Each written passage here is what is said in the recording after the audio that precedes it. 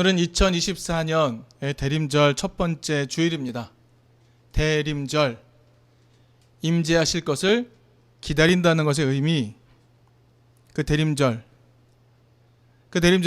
2000년 전 예수께서 이 땅에 오신 사건의 참 의미를 기억해내는 기간입니다.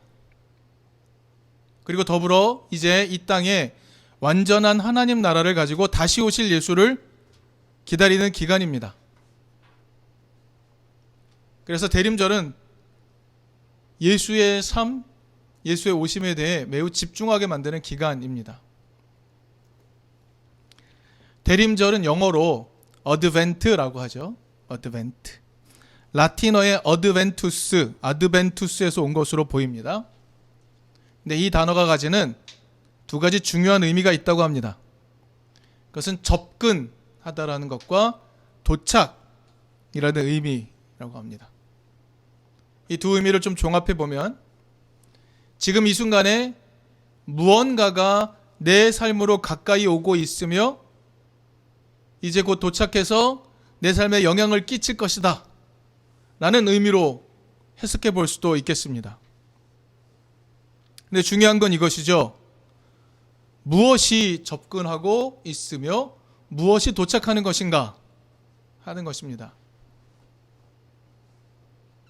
그것은 바로 하나님 나라입니다.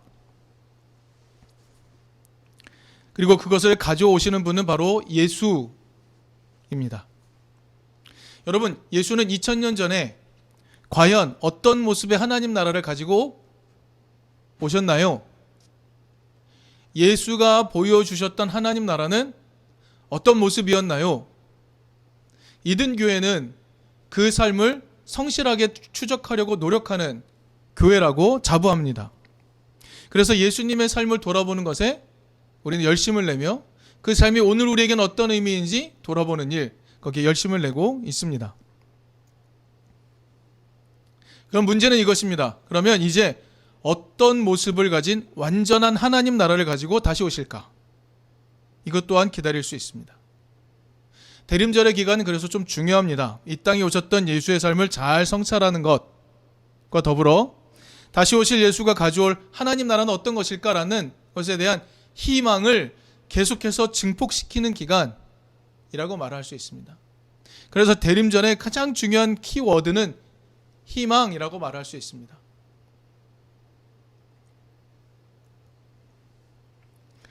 오늘 본문은 마가복음 13장입니다. 오늘 본문은 예수께서 마지막 일주일을, 자신의 생애 마지막 일주일을 예루살렘에서 보내시는 동안에 있었던 일입니다.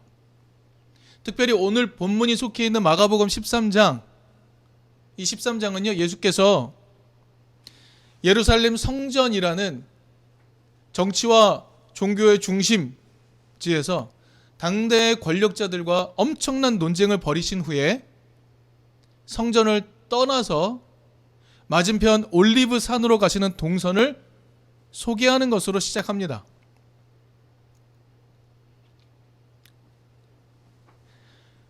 오늘 13장의 1절, 2절을 한번 좀 살펴볼 필요가 있습니다. 예수께서 성전에서 권력자들과 엄청난 논쟁과 전투를 벌이신 후에 성전을 떠나고 계십니다. 그런데 성전을 떠나는 과정에서 제자들 가운데 한 사람이 예수께 이렇게 말합니다. 선생님, 저 성전을 보십시오. 얼마나 굉장한 건물들입니까? 라고 이야기합니다. 여기에 어떤 느낌이 묻어 있습니까?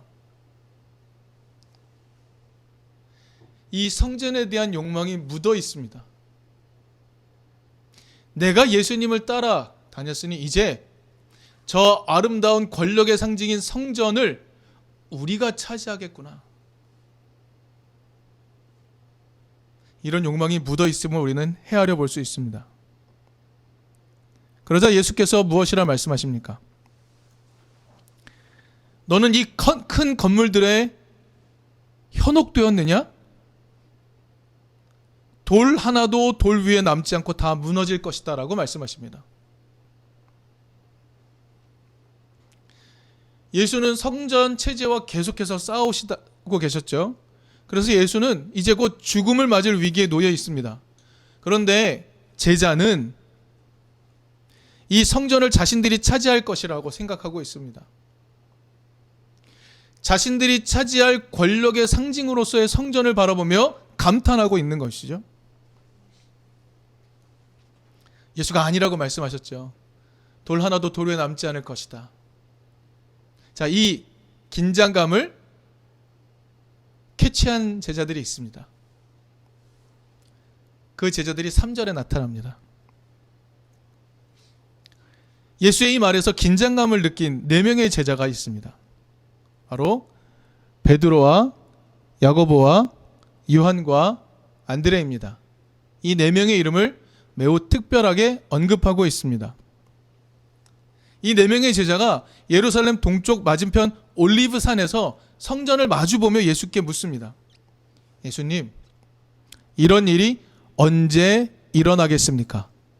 이 질문을 기억해 주십시오. 이런 일이 언제 일어나겠습니까? 예수께서 말씀하신 바 성전이 무너진다라고 하는 것은 어떤 상징을 담고 있습니까? 무엇을 담고 있죠?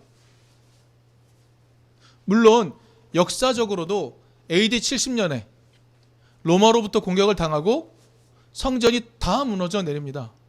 네, 그렇습니다. 역사적으로도 그렇게 되었습니다. 그러나 성전이 무너진다라는 것은 어떤 상징을 담고 있습니까?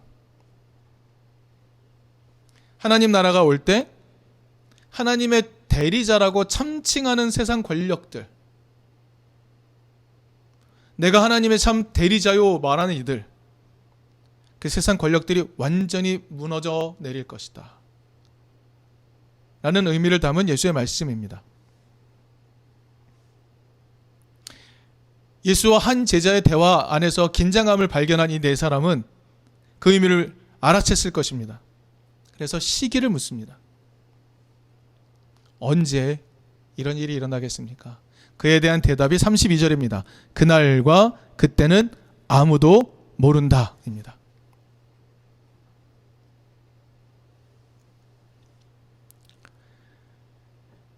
오늘 본문에서 특별히 34절에 이렇게 말씀하시죠.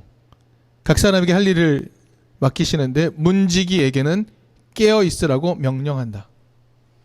문지기를 언급하고 있습니다. 마가복음 13장이라는 맥락에서 문지기 역할을 하는 이가 누구인지 살펴볼 수 있습니다. 누구일까요?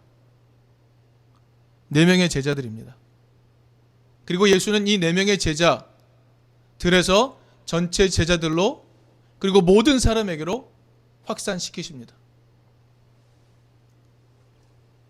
3절에 등장하는 베드로, 야고보, 요한, 안드레 이 4사람, 예수께 질문을 던지고 있는 이 네 사람에게 예수는 먼저 말씀하십니다. 문지기로서 깨어 있어라. 여러분, 깨어 있는다는 것, 한밤을 지새며 깨어 있는다는 것, 쉬운 일입니까? 어려운 일입니다. 그런데 이간 깨어 있도록 하는 힘은 어떤 것일까요? 어둠 속에서 새벽이 온다는 것을 믿으며 기대하는 사람은 깨어 있을 수 있습니다. 희망을 가진 이는 깨어 있을 수 있습니다. 하나님 나라에 대한 희망이 우리를 깨어 있게 하는 것이죠. 예수께서 4명의 제자에게 이런 답을 주십니다. 그런데 이 4명의 제자는 조금 더 살펴볼 필요가 있는 사람들입니다. 이 4명의 제자는 처음 예수를 만났을 때는 어떤 기대를 가지고 있었던 것일까요?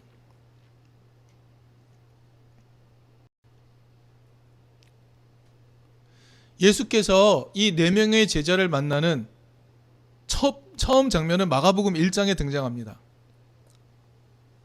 예수께서 갈릴리 호숫가로 오셨습니다. 갈릴리의 어부들은 예수라는 사람이 누구인지는 처음에 잘 몰랐을 겁니다.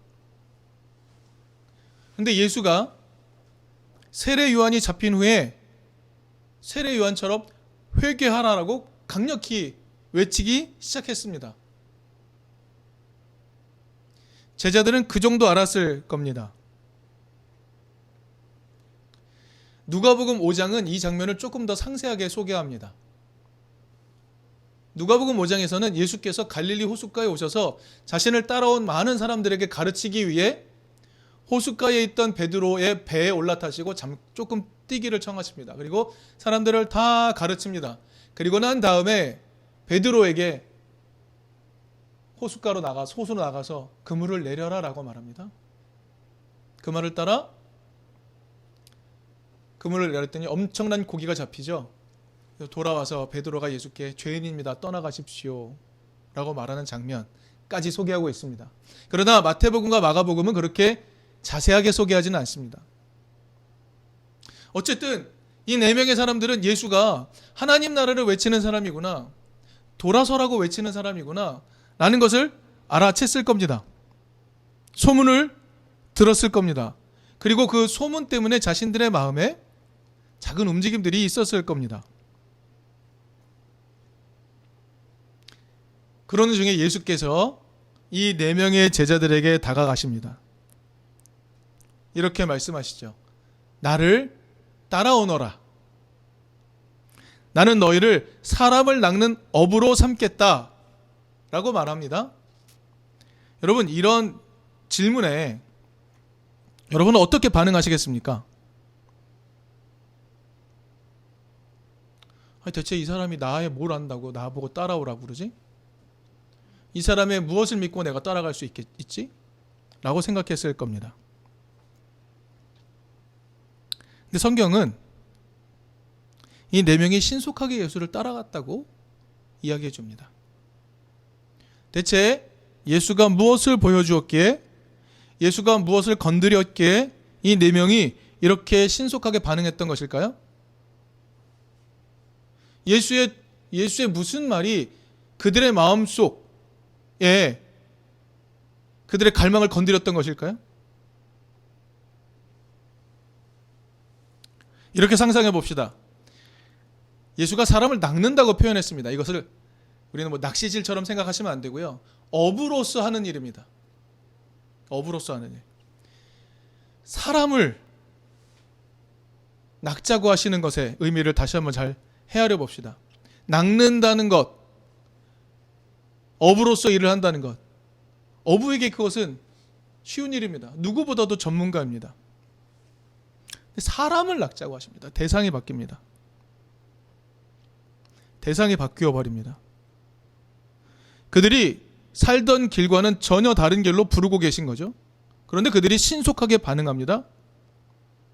이유는 무엇이었을까? 이 4명의 어부들, 그들이 잘 아는 생존을 위해 먹고 사는 방법, 그것이 그들에게 더 이상 의미가 없었던 것 같습니다. 그들은 생존을 위해서 살고 있었지만 그들 마음속에서는 그것을 넘어서는 진실한 갈망이 있었습니다. 무엇이 진실한 삶일까 하는 것에 대한 작은 갈망들이 그들 마음속에 있었을 겁니다. 그런데 누구 하나 속 시원하게 자신들의 갈망을 설명해주는 이가 없었겠죠. 그런데 예수란 분이 오셔서 사람들을 가르치기 시작합니다. 하나님 나라가 그들의 것이라고, 그들에겐 삶의 권리가 있다고, 그들은 존중받아야 한다고, 지극히 연약한 자들을 품어 안아야 된다고, 함께 먹어야 한다고, 안식일이 그들의 것이라고, 그들을 치유해야 된다고, 우리 서로 함께 사랑하며 살아가야 된다고 가르치는 그분의 이야기, 그분의 이야기가 그들 안에 있는 갈망을 건드렸을 겁니다. 그리고 이제 찾아오셔서 이야기하십니다. 나와 함께 가자. 너의 삶의 방향의 대상을 이제 생존을 위한 일에서 사람을 향한 것으로 바꾸어 보자라고 초대하십니다. 이 초대가 예수의 입에서 발화되자마자 제자들 4명이 곧바로 따라갑니다. 이 말이 4사람 마음속에 있는 깊은 기대를 건드렸던 것 같습니다. 그래서 그들은 곧바로 반응한 거죠. 이 네 명에게 예수께서 찾아오셨습니다. 그들에게 예수 오심의 의미는 어떤 것이었을까요? 그들 마음속에 이건 아닌 것 같아. 이 삶으로는 다 아닌 것 같아. 더 진실한 삶이 있을 텐데. 진짜 사람 사는 세상이 있을 텐데. 이렇게 갈망하며 막연한 기대를 가지고 있었던 그들에게 예수의 오심은 어떤 의미였습니까? 예수의 오심은 그 막연한 기대를 구체화할 수 있다는 확신으로 바꾸는 순간이었습니다. 권력자에 대해 용감히 도전하고 연약한 자에 대해 따뜻한 연민의 길을 보여주신 예수가 네 사람을 부릅니다. 오셔서 부릅니다. 그러자 그 초청은 그들의 마음속 깊은 기대를 자극했습니다. 이 네 명에게 예수의 오심은 그런 의미였습니다. 자신 안에 지금의 삶을 넘어서는 진짜 사람 사는 세상에 대한 갈망이 있는 자들에게 예수께서 찾아오시면 이런 놀라운 반응이 일어납니다. 구체적으로 펼쳐가보자 라고 초청하시면 반응할 수 있게 되는 겁니다. 생존을 위해 삶에 묶여있는 동안 찾아 나서지 못했던 하나님 나라의 길을 향해 우리 함께 가지 않겠니라고 초청해 주시는 그 예수, 그 예수의 오심, 바로 그런 의미였던 것입니다. 이 네 사람에게 예수의 오심은 자신들 안에 숨겨져 있던 하나님 나라에 대한 기대를 희망으로 불러일으키는 모습으로 나타났던 것입니다. 그래서 예수를 따라 나섰죠. 그리고 예수와 함께 사역들을 해냈습니다. 예수의 모습들을 더 자세히 지켜볼 수 있었고 예수의 모습에서 많은 기대가 생겨나기 시작했습니다. 정치적인 회복이 일어날 수도 있겠어. 우리가 저 권력자들을 무너뜨리고 우리가 정치 권력을 잡을 수도 있겠어. 잘하면 로마도 무너뜨릴 수 있겠는걸? 이렇게 생각했을지도 모릅니다. 그런데 자신들이 마구마구 상상하던 그 하나님 나라 다 이루어지는 것 같지 않은데 예수께서 돌아가실 것 같은 상황이 펼쳐지게 됩니다. 예수께서 예루살렘에 있는 권력자들과 강력하게 대립하시는 겁니다. 그리고 그 싸움을 마치고 성전에서 나오면서 이렇게 말씀하시는 거죠. 하나님의 대리자라고 참칭하는 저들은, 약자를 괴롭히는 저들은 완전히 무너져 내릴 것이다.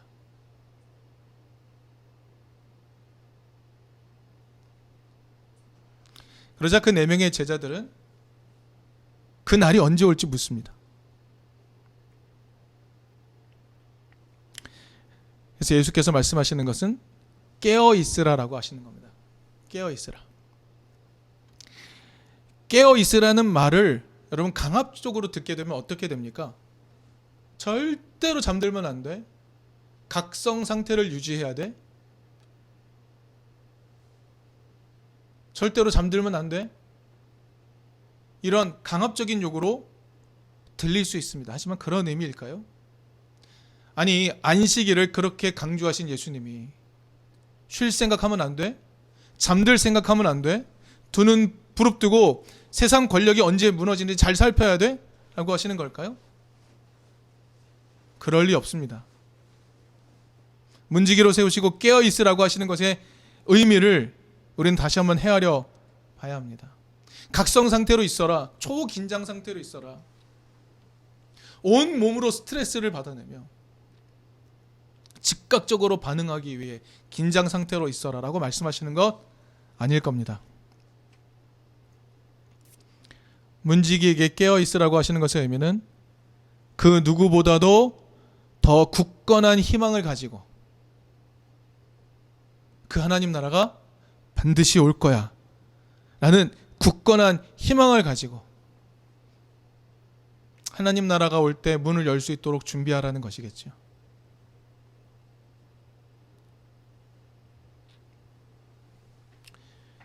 지금 제자들이 맞이하고 있는 현실은 어떤 겁니까? 자신이 예수에게 처음 걸었던 기대가 있습니다. 예수? 그래. 사람 사는 세상을 이야기하기 시작했는데 따라다니다 보니까 이 사람의 모습? 무언가 이룰 것 같네? 무언가 가시적인 하나님 나라가 올 것 같네? 이런 기대를 걸었을 겁니다. 그런데 그 기대가 무너지게 생기는 상황이 온 것이죠. 바로 그때 예수 말씀하시는 것, 절대로 포기하지 말아라. 사람을 살게 하시는 하나님 나라는 반드시 온다. 사람 사는 세상을 만드시는 하나님 나라는 반드시 온다. 그 나라에 대한 굳건한 희망을 가지고 기다려라 라고 요청하고 계시는 것입니다.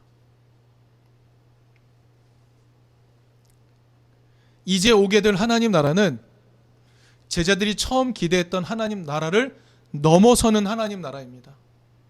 오늘 우리가 상상하는 하나님 나라보다 더 위대한 하나님 나라가 찾아올 겁니다. 그것을 기대하는 것, 그것이 예수께서 말씀하시는 바 깨어 있으라 라는 것의 의미입니다.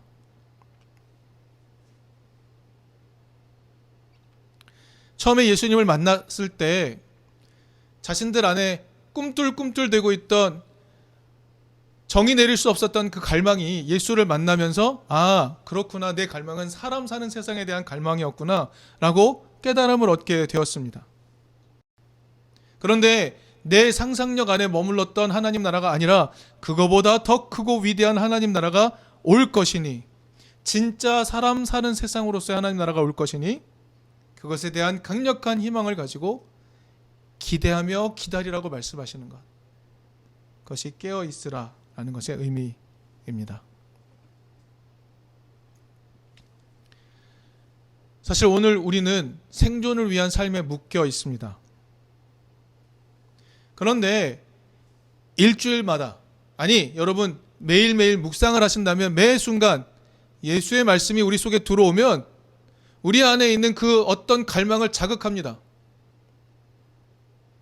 나는 생존에 급급하여 살아가지만 예수의 말씀이 우리 안에 들어오면 우리 안에 있는 그 어떤 갈망을 자극하기 시작합니다.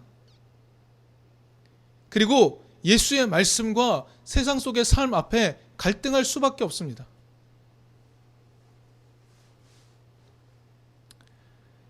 그러나 예수께서는 내 안의 갈망, 진정한 삶에 이르는 길에 대한 갈망, 그 목마름을 해결해 주기 우리에게 찾아오시고 우리를 초청하기 시작하십니다.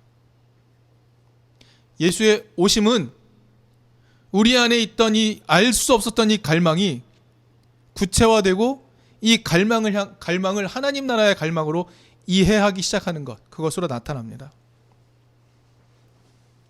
오늘 우리에게는 내 안에 있는 이 작은 갈망을 가지고 살아갈 힘이 없습니다. 그런데 예수께서 오셔서 함께 가자고 초청하십니다. 때로 세상의 벽이 너무 높아서 그 길이 막힌 것처럼 느껴질 때 예수는 또 우리를 초청하시죠. 우리의 기대를 넘어서는 하나님 나라가 올 것이니 희망을 가지고 기다리라고 말씀하십니다.